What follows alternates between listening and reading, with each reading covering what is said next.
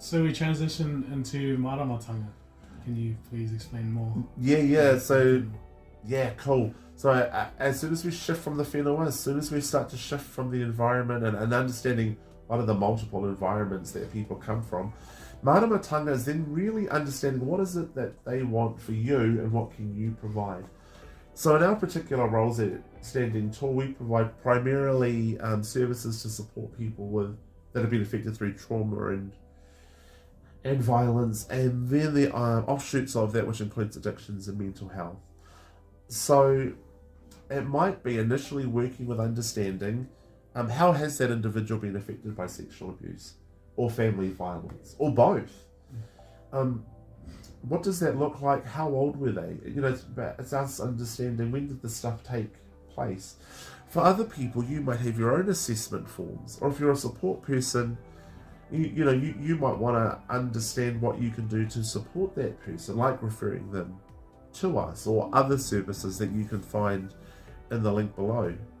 Part of this process, you love this, part of this process is also about understanding, can you provide the right service?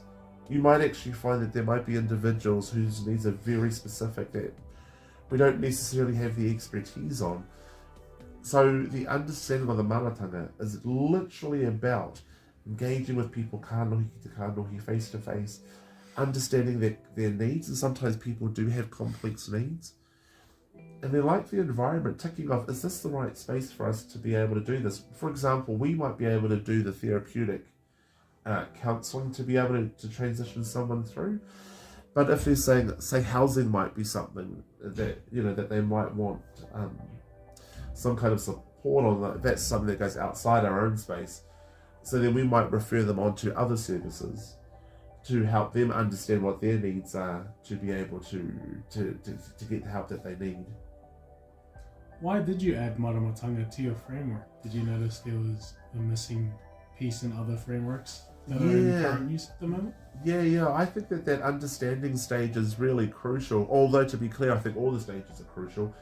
But that understanding bit is absolutely imperative, because it allows us to really do some deep critical thinking about, do we meet these people's needs? Do we meet your needs if you're coming to us, for example?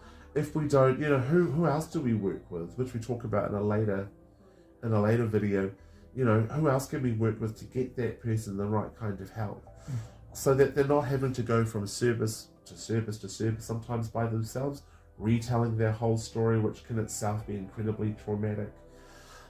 Finding ways of understanding not only people's needs, but being really clear that we understand what our purpose is, where we fit in with that person, and what does that then look like in terms of our mutual understandings about finding our way forward to heal from significant traumas, pain and suffering.